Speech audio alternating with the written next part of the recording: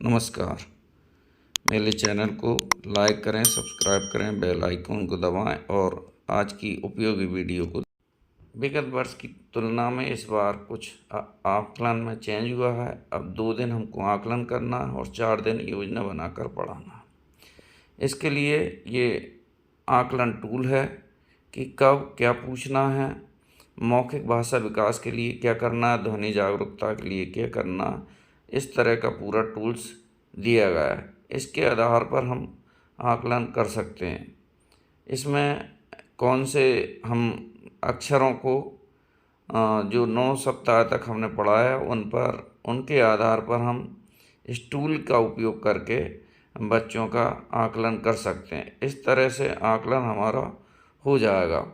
और इसके अलावा जो 13 शब्द देना है वो इस में दे करके और उनकी जांच करना। ये इसमें लिखित और सुनने के दक्षताओं का आकलन। इस तरह की हमारी ट्रैकर शीट होगी और आगे मैं बताऊंगा ट्रैकर शीट कैसे भरना है।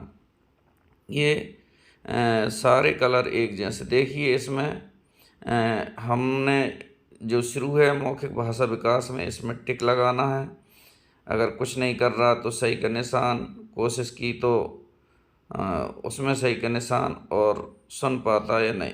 इसके अलावा ये 4 प्रश्न हैं। इसमें हमें जितने प्रश्न उसने किए हैं उसके आधार पर सही प्रश्नों की संख्या हमको लिख देना।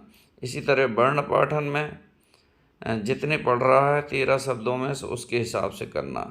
फिर इसी ट्रैकर के आधार पर हम पाठ्य योजना का निर्माण करेंगे। इसके लिए कुछ दिशा निर्देश दिए गए हैं। इन दिशा निर्देशों के आधार पर हमको समूह के शामिल बच्चों के स्तर को ध्यान में रखते हुए अगले 4 दिनों तक कार्य योजना बनाना है। सामान्यतः कक्षा में 3 स्तर के बच्चे होंगे। एक स्वयं से कर पाते हैं, थोड़े सहयोग से कर पाते हैं और अधिक सहयोग से कर पाते हैं। प्रथम स्तर के बच्चों को पीयर लर्निंग के हिसाब से हम उनका समूह बना देंगे। ये प्रारूप दिए हैं और यहाँ पर जो लिखा है मौखिक भाषा विकास का समूह है, तो इसमें हमें यहाँ पर जो छपा हुआ है यहाँ पर हमें योजना के बिंदु लिखना और आवश्यक सामग्री लिखना। ये कक्षा 1 की वर्ण और शब्द के लिए है, उनके लिए इसमें पाठ्य योजना बनाना है।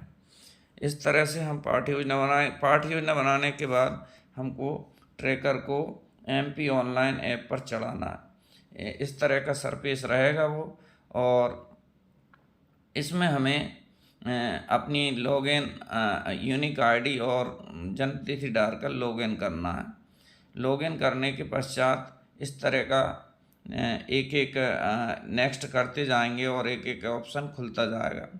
हर बच्चे के नंबर डालने के स्टेप बाय स्टेप अप्रोच है ना।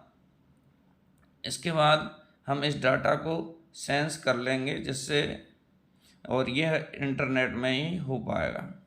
इस तरह इसमें आवधिक आकलन का ऑप्शन होगा, उस पर टिक करेंगे और आगे हम इसमें भरते जाएंगे। इस संबंध में मैंने एक HPC की वीडियो भी बनाई है जिसे देखकर और अच्छे से आप समझ सकते हैं। इस तरह हमें HPC आधार रिपोर्ट जनरेट करना सीख जाएंगे और हमें जब तीनों चरणों के हम आकलन के इस पर डाटा चढ़ा देंगे तो इसका प्रगति पत्रक हमको मिल जाएगा और इसको हम डाउनलोड कराकर प्रिंट निकालकर इसी को बच्चों को देना है। धन्यवाद।